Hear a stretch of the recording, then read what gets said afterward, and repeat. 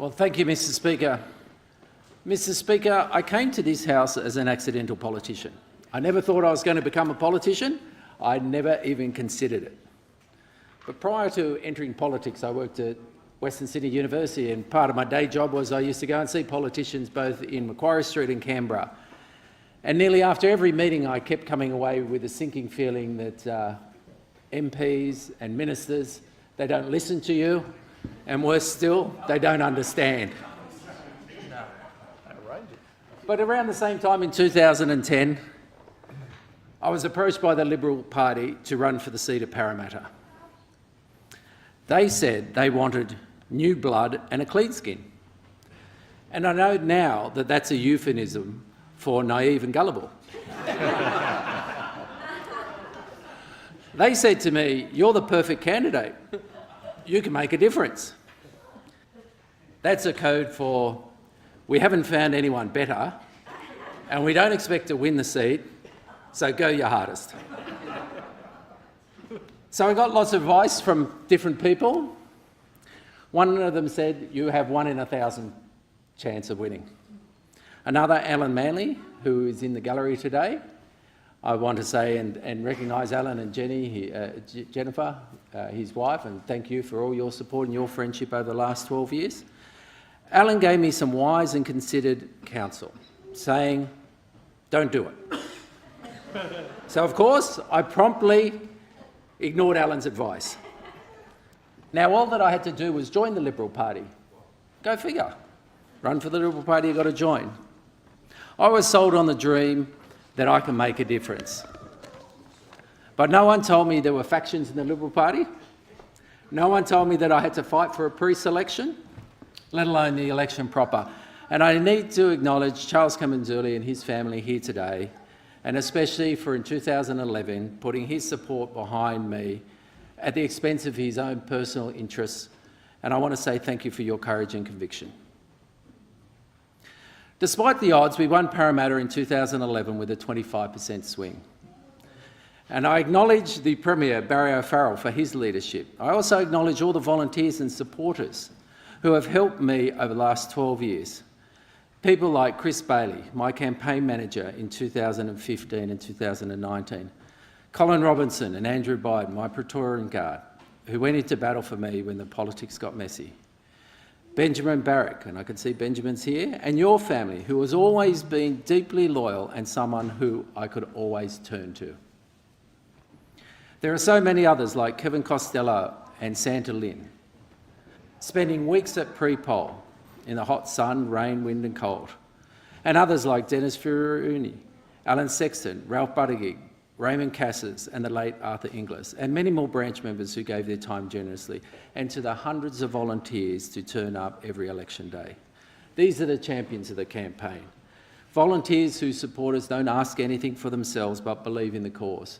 People who don't ask anything in return, just want to support me. Supporters like Sunil Lil and Paul Nicolau, also here today. I say thank you. I first moved to Parramatta in 1991 to start a business. It was a big town and everyone seemed to know each other. Parramatta was then referred to as Sydney's second CBD. Yet we suffered from the stigma of being Westies. Much of the blame should be levelled at ourselves because we didn't have our own confidence. Fast forward 20 years, and in 2011, in my inaugural speech, I posed the underlying question of what do we do with Parramatta? Since the early days of colonisation, government needed to decide what Parramatta's role in New South Wales was. I said Boston to New York is like Parramatta to Sydney. Not the same, but distinctive and complementary. And we also deserve our fair share. Successive governments have ignored Parramatta for decades, and we were stuck in limbo.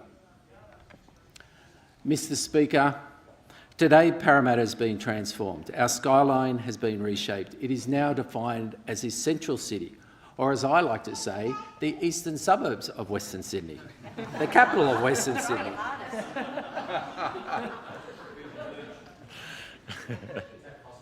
My priority has always been to create local jobs. We need people to give them the option to live and work in the same place. We need to start with a government commitment. And I'm proud that over the last decade, this state government has moved over 12,000 jobs, government jobs, to Parramatta.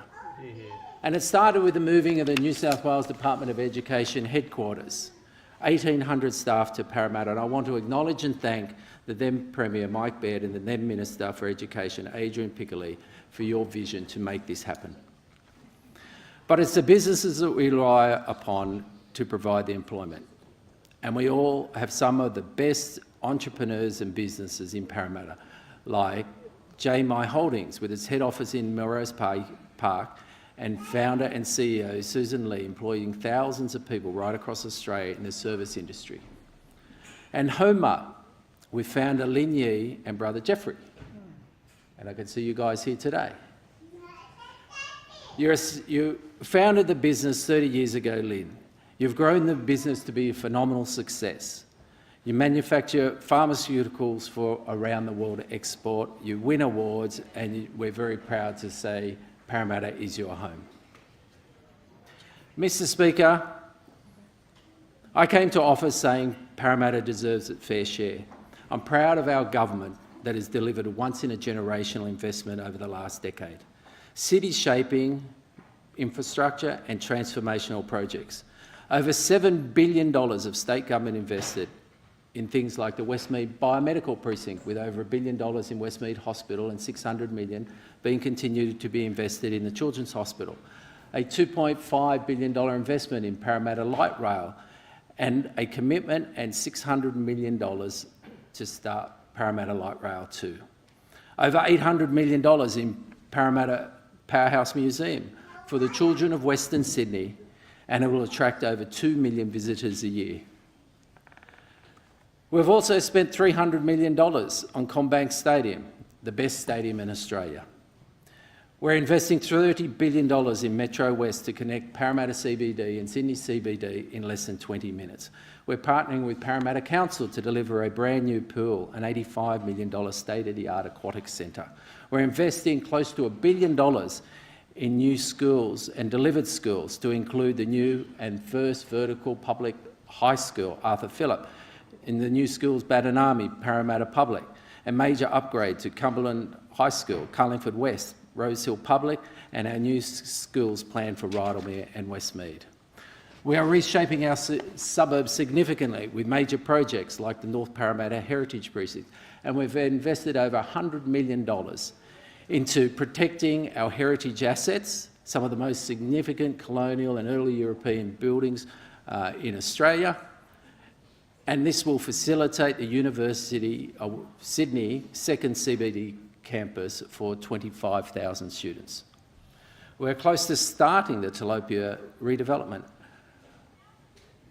building a new cohesive community to replace the 640 social housing with 1,000 social and affordable housing and 3,500 private dwellings to form a cohesive community.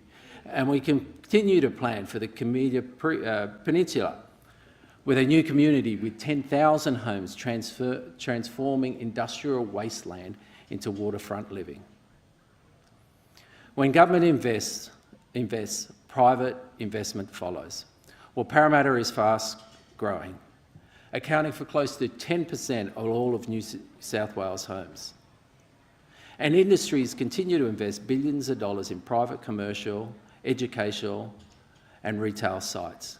Like Western Sydney University, and I acknowledge the Vice-Chancellor, Barney Glover, for his foresight and commitment to the development of 2 new buildings in Parramatta CBD and a 3rd new innovation quarter at Westmead. The most common comment I get from people who haven't been to Parramatta for a while is that they're amazed by its growth, aspiration and vibe. Mr. Speaker, it's the people and the communities of Parramatta that make it so special. It's the established and new communities. We have our own Little India in Harris Park with a strong Indian community, and I must recognise Sanjay Deshwal, local business owner and founder of Little India Harris Park Business Chamber. Also, Nitin Setia, who's here today, also a founder of the Business Chamber, but also has one of the best, if not the best, restaurants in Harris Park, Gingers. And Jagadeep Singh, who has always been a supporter but owns Macallum College, a commitment to education. We had other strong and vibrant community groups like the BAPS Swaminarayan Santha, and I recognise Darshan Desai with all the work that he has done, or the Buddhist Light International Australia with Francis Wong, and I can see you, Francis, there. It's great to see you here. Or St John's Cathedral, led by the Reverend Bruce Morrison and Reverend David Old, with plans for a new, much welcome development for our city. Or St Ioannis, serving the Greek community with great plans for a new cathedral and school, and Cos and John are here tonight. And the Maronite community with Our Lady of Lebanon, Co-Cathedral, and the Holy College of the Maronite family. And can I thank Sisters Marlene, Irene and Margaret for your role in making sure the school is such a wonderful school, and your kind invitations to lunch every so often. Thank you. And Redeemer Baptist, Jonathan Cannon and Russell Bailey, who are here tonight, have committed to excellence in education under a Christian worldview. Congratulations. But the real work for an MP is serving the people. The people, through no fault of their own, who have been dealt difficult cards. Life is not always so kind to some people. Like the people who don't have loud voices, like the migrant groups who have recently arrived into Australia. And I'm proud to oppose the changes to 18C of the Racial Discrimination Act. It is wrong to vilify those without a voice. None of these achievements would be possible without the tireless work of my dedicated parliamentary office. I would like to recognise all the staff who have contributed. Marsha Mannett, who has been with me for nearly 12 years and now in my ministerial office. Rumour has it that Marsha in the ministerial office was required to interpret Geoff speak. Often I don't finish my sentence and I give cryptic messages and they rely upon Marsha. Can I also recognise Sarah Thompson, who now most competently leads the office, and my other staff, Deborah Howard, Sue Chambers, Dia Bood, and Lorraine Doyle, and all the other staff and volunteers. Mr Speaker, I thank the then Premier Gladys Berejiklian for you supporting my appointment as the Minister for Skills and Tertiary Education in 2019. And thank you, my daughter Mia, for your contribution. Gladys is the most hardworking and the most honest person who I've ever known. Whilst in the portfolio, we had some great wins in this important area, such as offering free online courses for 125,000 students during COVID when people were locked down. Over $580 million Skilling for Recovery program with the Feds for 250,000 vet students. An educational pathway project which now has grown to 145 high schools involved to give young people the opportunity to choose a vet career. And the creation of the Institutes of Applied Technology at Meadowbank and Kingswood. I thank my dedicated staff, Mitch Potts, my Chief of Staff, who has been with me for nearly 4 years. He's my perfect foil, considered, meticulous, and stops me from doing all the outrageous things I really want to do, curbing my enthusiasm. I want to thank Nicholas Karam, who started with me many years ago in my electoral office at the age of 17 as a volunteer. He left to become a successful lawyer and now has returned to be the Deputy Chief of Staff, and I commend him on his thoughtfulness. Can I thank Ben Turner, who went on to become the Deputy CFO in another large organisation, Catherine Thompson, who works in the tech industry, Ramsey Martin, who's now working as a lawyer, and John Michael. John Michael was our own in-house TAFE expert, or as we called him, wise old Yoda. Jess Cortez has moved from my office to become bigger career in media at the new airport, and Rommel Varghese is also back to private enterprise. Others who have moved to new opportunities in other ministerial offices include Lee Vanderbroek, Natalie Hissey, Felix and Ellie, and thank you for all your work. And my drivers, Carl, Paul, Trevor and Engen, thank you for your service over the last 3.5 years. Can I tell you, late in 2019, the then Premier Gladys Berejiklian ordered me to come to her office. Let me assure you, and everyone in the gallery, the Premier rarely orders you to come down to your office. Normally they make an appointment, you wander down there in a couple of days and see them. This time she actually called me. I missed about 3 of her calls, which is a bit embarrassing. And she said, come to my office now, not later, but now. And you know what I thought? What have I done? More importantly, I thought, what have I been caught doing? Glad was asking me to become the acting minister for sport, multiculturalism, seniors and veterans. Explaining it was only going to be for 2 weeks, maybe 3 weeks maximum. Well, it lasted for 20 months. What could go wrong? I thought to myself. Well, COVID came along. Try explaining to religious leaders right across the state why they can't hold religious in-person services.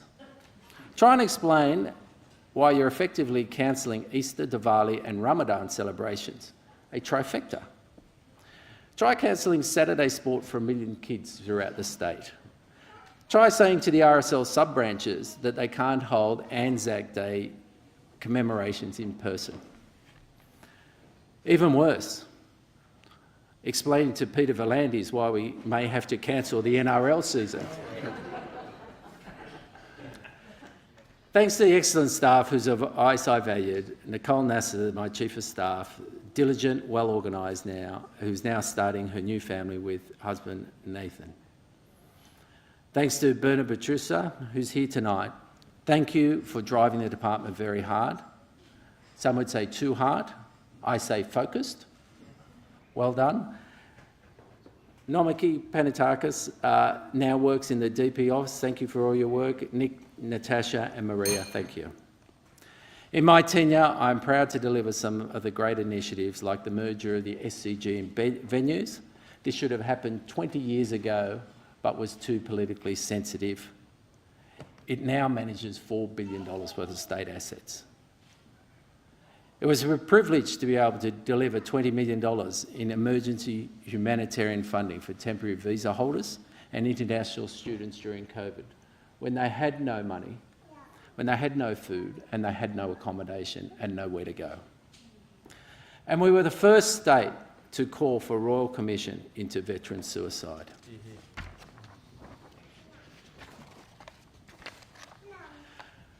Late last year, where's the Premier? Oh, good to see you, Premier. Thank you for coming. Late last year, I had a change in direction, a new portfolio. You're welcome. I acknowledge that interjection.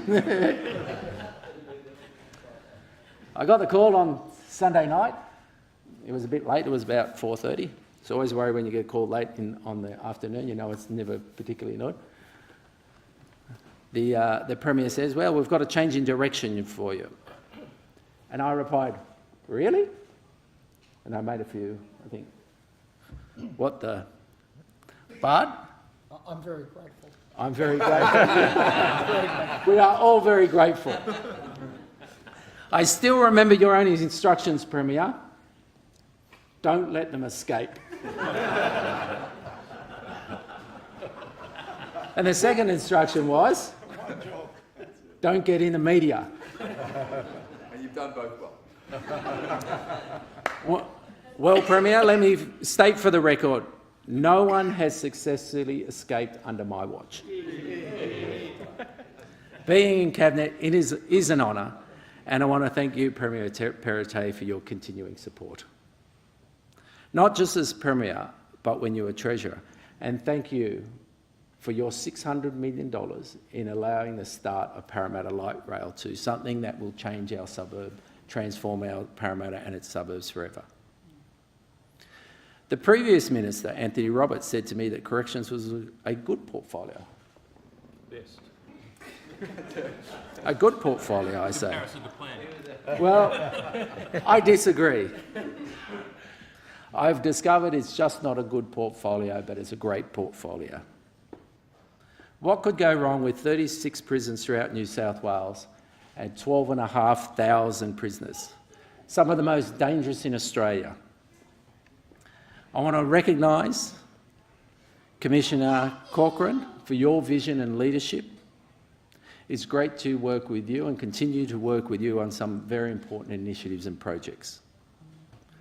I always tell the staff when I'm out at the prisons, there is no better managed agency than corrections. Our officers and staff do a remarkable job day in, day out, 24/7, 365 days a year to keep our communities safe, and should be acknowledged as such.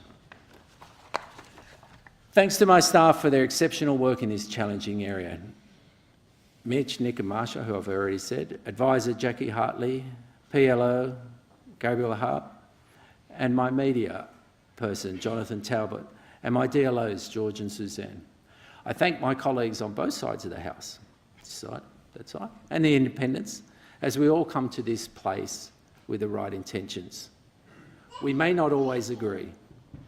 Democracy is messy, but eventually works.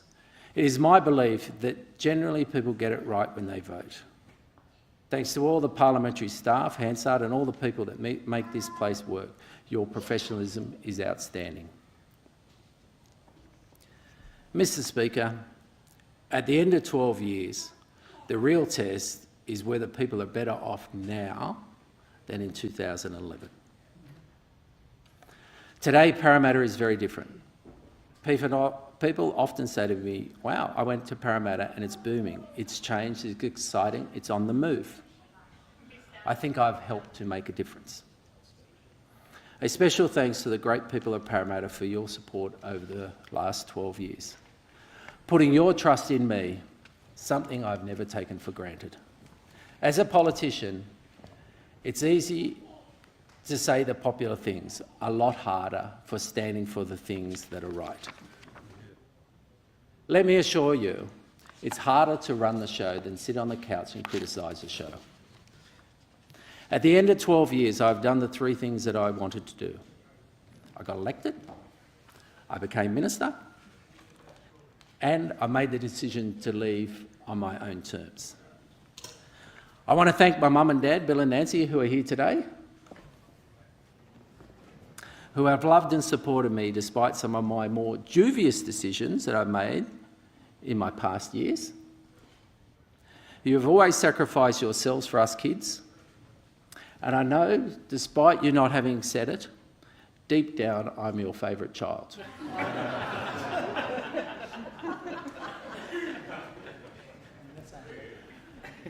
I also want to recognise and thank my partner Carmel.